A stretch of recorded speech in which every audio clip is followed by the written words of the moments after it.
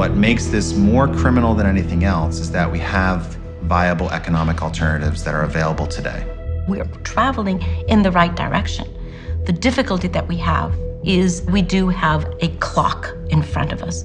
And do you think that we'll do this fast enough to deal with the climate problem? We have no choice. Yes.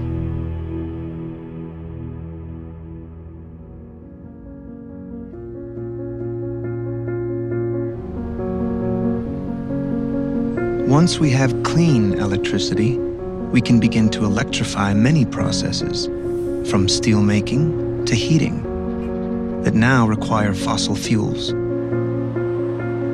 And by electrifying transportation, we can end our dependence on oil, which will solve many problems in addition to climate change.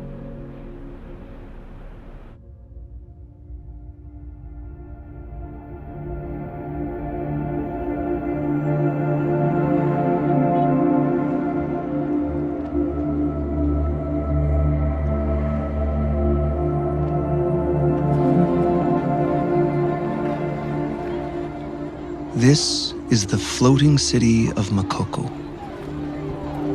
Over 100,000 people live here without government, sanitation, or electricity.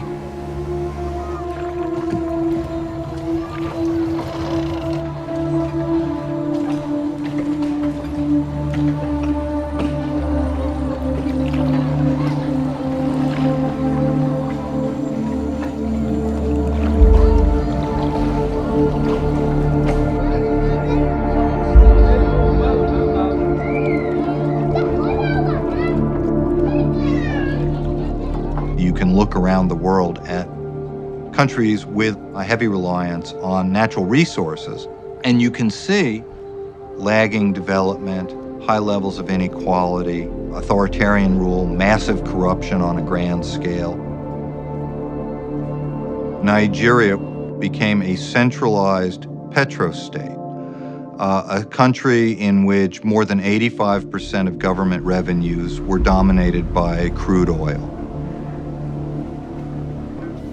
Texaco, Chevron, Royal Dutch Shell, British Petroleum, and other major companies all went into one area, and that is known as the Niger Delta.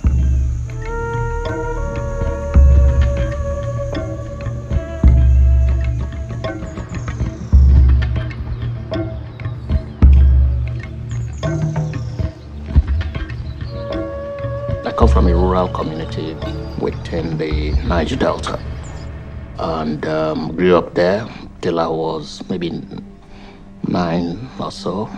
Then I had to move into the city and then get an education.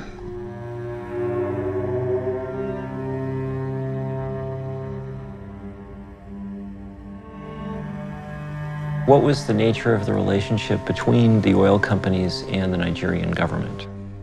I would say they are together.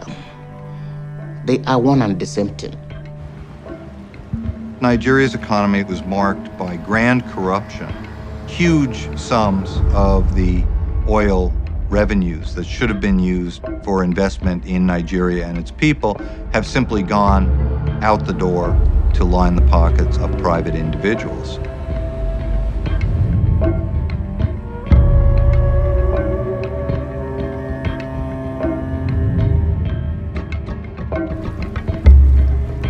Nigeria is now the largest economy in Africa. And yet, most Nigerians are living at or below $1.25 a day. You have very low employment. No more than 30,000 Nigerians are employed in the oil and gas sector, even today. So it's a deeply unequal society.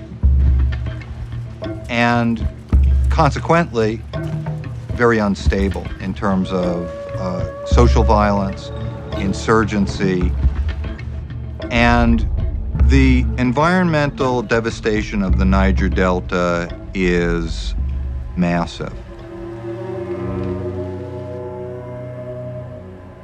They cut through forest, blasting using dynamites and all kinds of incendiary materials.